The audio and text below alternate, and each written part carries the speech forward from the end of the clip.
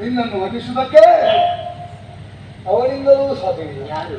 ಮಹಾಶೇಷ. ಅಂತಹ ಚೆಲುವೆ ಇದು ಇಷ್ಟೊತ್ತು ಮಾತಾಡಿದ ನಾನೇ ಅಂತ ತೆಗೆದು ಗೊತ್ತೇ ಆಗಲಿಲ್ಲ. ಲೋಕಲೋಕವನ್ನೇ ನಮಿಸಿದಂತಹ ಪ್ರತಾಪ ಏಕವೀರಾತ್ಯ ಚಕ್ರವರ್ತಿ ಅರುಣಾಸುರನ ನಮ್ಮ ಸಿಡಿಗೆ ಲಾಯಿಸ್ತೇನೆ. ನನಗೆ ಶಾಪ ನನಗೆ ಶಾಪ ಬರ್ತೇನೆ. ನಿನ್ನ ಕುಡಿಯ ನೀರ ಬಾಯಿಗೆ ಏನು ಹೆಣಾಗ್ತದೆ. ಮನೆಗೆ ಬೆಂಕಿ ಹಾಕಿದೆ. ಬುದ್ಧಿಗೆ ನಾನು ಬಯದುಕೊಂಡದ್ದು ನಿನಗೆ ನೀನೇ ಕೇಳಿದ್ದು ಮಾತ್ರ. ನೀನೆಷ್ಟು ಪ್ರಚಾರದಲ್ಲಿ ಇದೆಯಾ? ನಿನ್ನ ನಮಗೆ ಕಾಣಬೇಕು ಅಂತ ಇತ್ತು ನನಗೆ. ಹೌದಾ? ನಿನ್ನ ಅಭಿಮಾನಿ ಆಗದೆ. ಇಂತಹ ವ್ಯಕ್ತಿಯನ್ನು ಗುರುತಿಸಬೇಕಾಗದೆ ಹೋಯಿತೆ. ಹಾಗೆಲ್ಲ ನಿನ್ನ ಬುದ್ಧಿಗೆ ಬೆಳೆದು ಬಂದದ್ದು ಸುಂದರಿ. ನಾವು ಯೌವನ ನಿನ್ನ ಮಲ್ಲಿಗೆಯಾಗಿ ಅಳಿಯುವಂತಹ ವಯಸ್ಸು. ವರನೊಬ್ಬರನ್ನು ಹೋಲಿಸಿ ನೆರೆಯ ಯೌವನದಲ್ಲಿ ಪ್ರೇಮಾಮೃತ ಪ್ರಾಣದಿಂದ ಮೈಮರೆಬೇಕಾದಂತಹ ನೀನು ಏಕಾಂಗಿನಿಯಾಗಿ ಅಲೆದಾಡುವ ಸ್ತ್ರೀಯಲ್ಲ. ಸಂಸಾರದಿಂದ ಸುಖತೆ ಎಂಬಂತಹ ಪರಮ ಸತ್ಯವನ್ನು ನೀಡಿ ಎಲ್ಲಾದವರ ಜೀವನ ಪೂರ್ಣಗೊಳ್ಳುತ್ತೆ ಯಾವಾಗ ತನ್ನನ್ನು ತಾನು ಗಂಡಿಗೆ ಅರ್ಪಿಸಿದಾಗ ಮಾತ್ರ. ಆಗಿರುವಾಗ ಇದೋ ಹಿಂದೆ ಅಂತ ಯೋಚನೆ ಮಾಡಬೇಡ. ವರ್ತಮಾನ ಕಾಲದಲ್ಲಿ ಚಕ್ರವರ್ತಿಯಾಗಿ ಬರುತ್ತಿರುವಂತಹ ಮೂರು ಲೋಕದ ಅನುಭವದಂತಹ ಹಿರಿಯ ಕೇಳ್ದಾಗ ಮೋಹಿನಿಯು ಕೇಳಲು ನಿನ್ನ ಒಡೆಯನು ಮಡದಿಯೋ ಮಳಗಂಡು ಹುಡುಗಿ ಕೈ ಮಾಡು ಮಡದಿಯೋ ಮಳಗಂಡು ಹುಡುಗಿ ಕೈ ಮಾಡು ನಡೆದ ಮಂತ್ರಗಳ ಮಂಡಲಕ್ಕೆ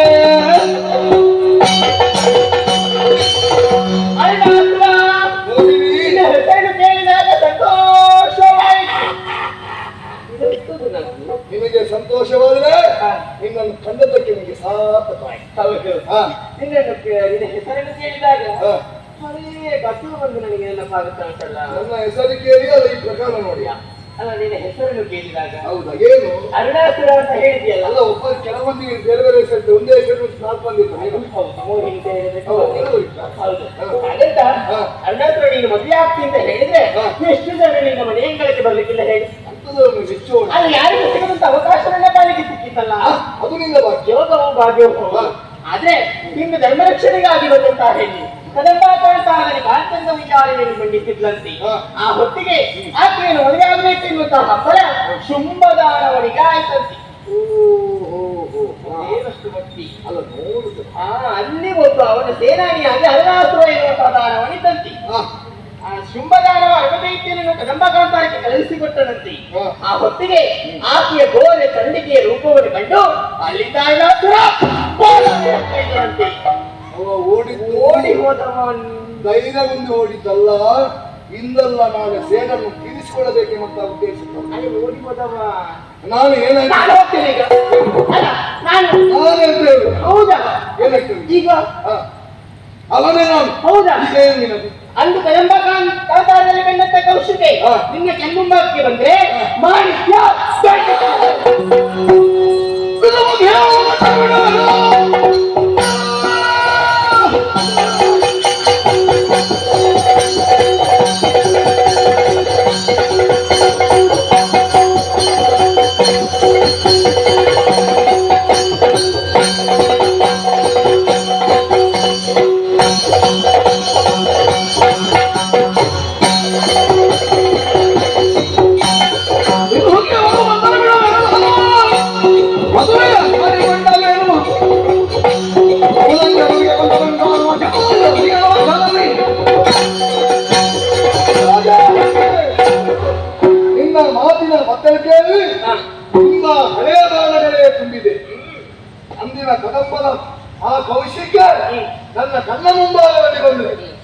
ಅವಳನ್ನು ಮದುವೆಯಾಗುವಂತ ಕೇಳ್ಕೊಳ್ತೇನೆ. ಮದುವೆ ಆಗಿದ್ದೀರಿ? ಒಪ್ಪದೇ ಇದ್ದೆ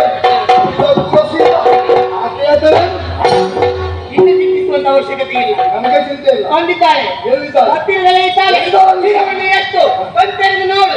ನಿನ್ನ ಸಮ್ಮುಖದಲ್ಲಿ ಇದ್ದ ಹೆಣ್ಣು ಬೇರೆ ಯಾರು ಅಲ್ಲ. ಒಂದು ಕಾರಣದಲ್ಲಿ ಗಣ್ಣತ್ತ ಕೌಶಿಕೆ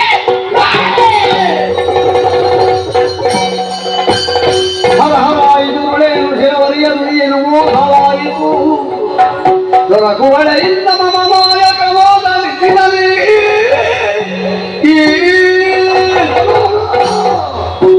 ಎಂತಹ ಪ್ರಮಾದವಾಗಿ ಹೋಯಿತು. ದೊರೆ ಶುಂಭನ ಋಣವನ್ನು ತೀರಿಸಬೇಕಂತ ಉದ್ದೇಶದಿಂದ ಇಷ್ಟು ಕಾಲ ಬದುಕಿದವ ಈ ಅರುಣಾಸುರ ಇನ್ನು ಅವಕಾಶ ಒದಗಿ ಬಂದರೂ ಕೂಡ ಕೈ ತಪ್ಪಿ ಹೋದಳಲ್ಲ ಶಿವನೇ.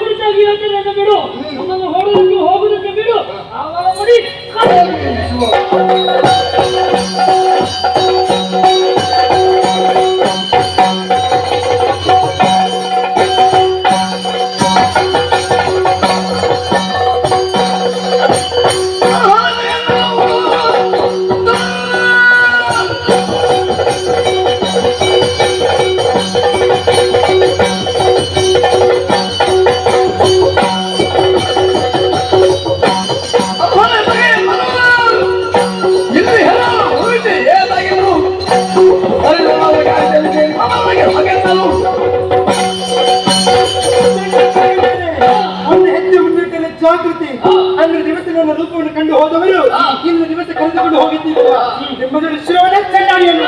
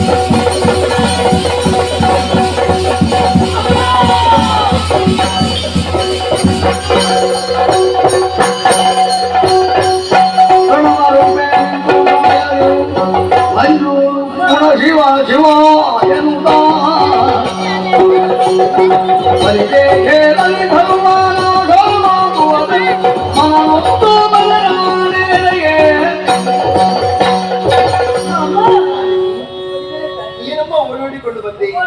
ಹೋದವನು ನಾನು ಸರಿಯಮ್ಮ. ಹೋದಂತ ವೇಳೆಯಲ್ಲಿ ಒಬ್ಬಳಾಕಿ ಸುಂದರಿಯಾದ ಹೆಣ್ಣನ್ನು ಕಂಡೆ ತಾಯಿ ನಾನು. ಹೆಣ್ಣನ್ನು ಕಂಡೆಯಾ? ಹೌದು. ಹತ್ತಿರ ಹೋಗಿ ಸರಿ ನೋಡಿದ್ದೀಯಾ? ನೋಡಿದ್ದೇನೆ ತಾಯಿ. ನಾನು ಮಾತ್ರ ಕಂಡದ್ದಲ್ಲ, ಮತ್ತೆ? ನಮ್ಮವರಂತ ಚಂದ ಪ್ರಚಂಡವನ್ನು ಕಂಡ್ರು. ಆಮೇಲೆ ಅವಳನ್ನೇ ಮೋಹಿಸಬೇಕಾಗಿ ಮುಂದಾದರು ತಾಯಿ. ಮೋಹಿಸಬೇಕು? ಹೌದಮ್ಮ. ಆ ಕ್ಷಣದಿ ಅವಳು ಭೀಕರವಂತ ಚಂಡಿಕೆ ರೂಪ ನಂದು ನಮ್ಮವರಂತ ಚಂಡಮುಂಡದ ಚಿರವನ್ನೇ ನುಡುಗಿ ನುಡಿದಳು ದೇವಿ ಭ್ರಮೆಯಳಸಿದೆ ತವ ಮತಿಗೆ ಪೂಜಿಸಿ ಅಲಿಗಳಾಕ್ಷಯ ಪಡೆವೆ ರೂಪವ ಕಾಮಿ ಮರುಳೆ ನಡುಗಿ ನುಡಿದಳು ದೇವಿ ಭ್ರಮೆ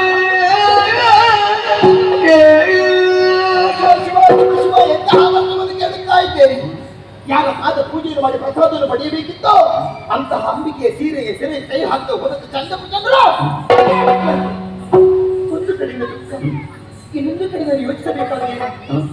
ಮನುಷ್ಯ ಕೋಪಿಕೊಂಡಿರ್ಬೇಕು, ಸಮಾಧಾನ ಪಡಿಸಬೇಕು, ಪೂಜಾ ಮಾಡಿಸಬೇಕು.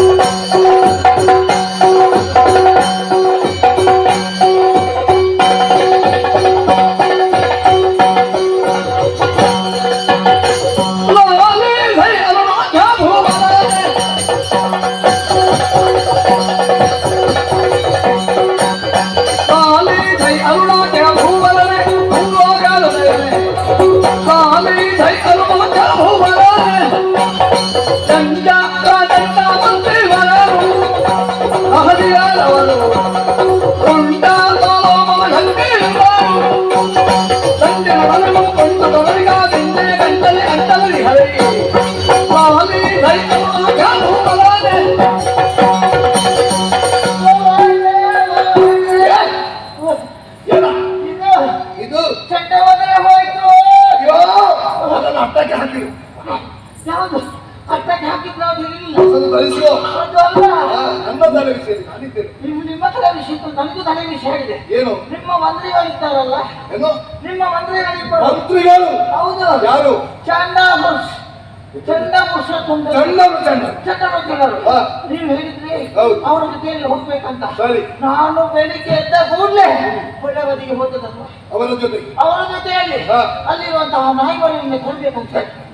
ನಾಯಿ ಮಗ ಅಲ್ಲಿನ ನಾನು ನೋಡಿ ಆ ನಾಯಿಗಳನ್ನು ಹಿಡಿದು ತರಬೇಕಂತ ಹೇಳಿದ್ರಿ. ಹಾ. ಹಾಗೆ ಅವರ ಜೊತೆಯಲ್ಲಿ ನಾನು ಹೋಗುವಾಗ ಸಣ್ಣ ದೊಡ್ಡ ಇಬ್ಬರು ಒಟ್ಟಿಗೆ ಹೋದ್ರು. ಹಾ. ಹೋಗುವಾಗ ಹೋಳಿಗೆ ಬದಿಯಲ್ಲಿ ಒಳ್ಳೆಯ ಬದಿಯಲ್ಲಿ ಕೊನೆಯ ಬದಿಯಲ್ಲಿ ಹಾ. ದೊಡ್ಡ ಕಬ್ಬಿನ ಕಲ್ಲಿನ ಮೇಲೆ ಹಾ.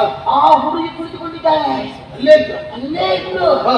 ಇವರು ಆ ಹುಡುಗಿಯನ್ನು ನೋಡಿ ಮಾತಾಡಲಿಕ್ಕೆ ಪ್ರಾರಂಭ ಮಾಡಿದ್ರು. ಹೇಗೆ ಓ ಎಣ್ಣೆ, ಅದು ಓ ಎಣ್ಣೆ, ಓ ಎಣ್ಣೆ ಎಲೆಗೆ ಕೆಳಗೆ ನೀರೇ ಒಂದೇ ನೀರು. ನಾನು ಸ್ವಲ್ಪ ಊಟಾಗ್ಲಿ ಅಂತ ಹಾ. ಹಾಗೆ ಅವರು ಮಾತಾಡಲಿಕ್ಕೆ ಪ್ರಾರಂಭ ಮಾಡಿದ್ರು. ಹಾ. ಓ ಕುಂದಾಪುರದ ಬದನೆ, ಓ ಕುಂದಾಪುರದ ಬದನೆ ಅಲ್ಲ, ಯಲ್ಲಾಪುರದ ಬದನೆ. ಅಲ್ಲ ಅದೇ ಕುಂದ ಬದನೆ. ಹೌದು. ಹಾ. ಓ ನಾಗವಳ್ಳಿ, ನಾಗವೇಣಿ. ನಾಗವಳ್ಳಿ. ಹಾ. ಆಮೇಲೆ ದನ್ನಪುರನ ಕಪ್ಪು ಮಲ್ಲೆ. ನಿನ್ನ ನಾಲಿಗೆಯಲ್ಲಿ ಸರಸ್ವತಿ ಒಟ್ಟಾಡುವ ಕಾರಣ ಸಿಟ್ಟು ಬರ್ತಾನೆ. ಚೆಟ್ಟಿಗಳು ಬರ್ತಾರ. ಏನ್ ಹೇಳಿದ್ರಿ ನೀನು? ಅದೇ ದನ್ನಪುರನ ದಪ್ಪನ ಕಪಾಲಿ. ಹೌದು. ಹಾ. ನನ್ಗೆ ಮತ್ತೆ ಅಲ್ಲಿಗೆ ತಲೆ ಬಿಸಿ ಹಾಕಿ ಪ್ರಾರಂಭ ಮಾಡಿ. ಯಾಕೆ ದೊಡ್ಡದ ವಿಷಯ ಶಬ್ದ ಇಟ್ಟು ಯಾಕೆ? ಮತ್ತೆ ಅವರು ಮಾತಾಡುವಾಗ ಆ ಹುಡುಗಿ ಏನು ಉತ್ತರ ಕೊಟ್ಟಿಲ್ಲ. ಹಾ. ನನಗೂ ಸಿಟ್ಟು ಬಂತು. ಹಾ. ನಾನು ಅವ್ರ ಜೊತೆ ಹೋಗಿದ್ದಕ್ಕೆ ಏನಾದ್ರೂ ಬೇಕಲ್ಲ. ಹೌದು. ಇಷ್ಟಿಷ್ಟು ತಿನ್ನೋದು ಆದ್ರೂ ಕೂಡ ಸ್ವಲ್ಪ ಹೊರಗೆ ಹಾಕ್ಬೇಕಲ್ಲ. ಹಾಗೆ ಹೋಗಿ ಇನ್ನಷ್ಟು ಹಾಕಿದ್ದಕ್ಕೆ ಆಗುದಿಲ್ಲ. ಆಗುದಿಲ್ಲ. ಇನ್ನಷ್ಟಾದ್ರೂ ಕೆಲಸ ಮಾಡ್ಬೇಕು. ಸ್ವಲ್ಪ ಆದ್ರೆ ಹಾ. ಓ ಚೆನ್ನ ಮುಚ್ಚಂದ್ರೆ ಸ್ವಲ್ಪ ನಿಲ್ಲಿ ಅಂತ ಹೇಳಿದ್ರು. ನಾನು ಹೇಳಿ ನೀನ್ ಹೇಳಿ. ನಾನು ಅವರನ್ನು ನಿಲ್ಲಿಸಿದೆ. ಹಾ. ನಾನು ಹೋಗಿ ಮಾತಾಡಿದ್ದೆ. ಹೇಗೆ ಓ ಎಂತದ ನಿನಗೆ ಅಸ್ತಮ? ಹಾಗೆಲ್ಲ ನಾನು ಅವರನ್ನು ಕರೀಲಿಕ್ಕೆ. ಹಾ, ಕರಿ. ಓ ಎಣ್ಣೆ, ಹಾ. ಈಗ ಇವರು ಬಂದವರು ಸಾಮಾನ್ಯದವರಲ್ಲ. ನಿನ್ನನ್ನು ಕರ್ಕೊಂಡು ಹೋಗಲಿಕ್ಕೆ ಬಂದಿದ್ದಾರೆ. ಈಗ ನೀನು ಬರಬೇಕು. ಹಾ. ನೀನು ನಮ್ಮಲ್ಲಿ ಬರಬೇಕು. ಹಾ. ನಮ್ಮ ಪ್ರಭುಗಳನ್ನು ಈ ಸಲ ಒಲಿಸಬೇಕು. ಎಂತದು? ಅದೇ ಆಗ ಅರುಣ ಪ್ರಭುವನ್ನು ಒಲಿಸಬೇಕು. ಈಗ ನಿನ್ನದೇ ಯೋಚನೆಯಲ್ಲಿ ಇದ್ದಾರೆ ಅವರು. ಹಾ. ಈಗ ಅವರು ಹೇಗಿದ್ದಾರೆ ಗೊತ್ತಾ? ಹೇಗೆ? ಈಗ ಅವರು ಕಾಮಟೀಪುರದಲ್ಲಿ ಇದ್ದಾರೆ. ಅಲ್ಲಿ ಕಾಮಾತುರರಾಗಿದ್ದಾರೆ. ಕಾಮಾತುರರಾಗಿದ್ದಾರೆ. ಹಾ. ಅಷ್ಟು ಮಾತ್ರ ಅಲ್ಲ, ಹಾ. ಅವರು ಈಗ ಹಾ. ಸೇವೆ ಪಾಯಸಕ್ಕೆ ಬಿಟ್ಟಿದ್ದಾರೆ. ಹಚ್ಚಿಗೆ ಪಾಯಸ ಅಲ್ವಾ? ಅಲ್ಲ, ಸೇವೆ ಆಗಿದ್ದಂತೆ ಪ್ರೇಮ ಪಾಯಸಕ್ಕೆ ಬಿದ್ದಿದ್ದಾರೆ. ಹೌದು, ಪ್ರೇತ ಪಾಯಸಕ್ಕೆ. ಬರಲಿದೆ ಬಿಡು. ಅದು ಬಿಡುವ. ಹಾ. ಅದನ್ನ ವಿಷಯ ಹೇಳಿ. ಬರ್ಲಿಕ್ಕೆ ಆಗಿಲ್ಲ. ಹಾ. ಅಷ್ಟೇ ಹೇಳಿದ್ದೇ ತರ ಹಾ. ಹುಡುಗಿ ಒಮ್ಮೆಲೆ ಚಂಡಿ ಓ ಅಲ್ಲಿಂದ ಉರುಳಿಗಿದ್ಲು ಅಂತ. ಉರ್ಲಿ ಮತ್ತೆ? ಬೀಳಿಲ್ಲ. ಹಾ. ಅಲ್ಲಿಗೆ ಅದೇ ಹುಡುಗಿ ದೊಡ್ಡ ಕಣ್ಣು, ಹಾ. ಗುಂಡೆ ಮಾಡುವ ತರದಿ ಹಾ. ಅಷ್ಟು ತೋರ ಕಣ್ಣು ಮಾಡಿದ್ದಾಳೆ. ಹಾ. ಇಷ್ಟು ನಾಳಿಗೆ ಹೊರಗೆ ಹಾಕಿದ್ದಾಳೆ. ಹಾಕಿದ್ದು ಮಾತ್ರವಲ್ಲ, ಕೈಯಲ್ಲಿ ಕತ್ತಿ ಹಿಡಿದುಕೊಂಡು ನಮ್ಮ ಚಂಡಮಂಡಲ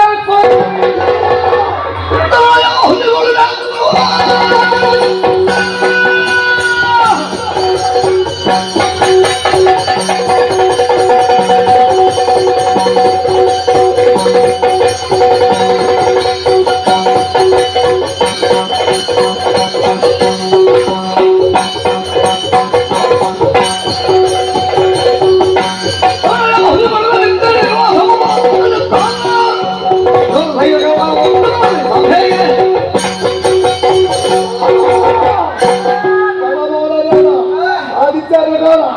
ಗಜಗಂಗ ಹಲವತ್ತ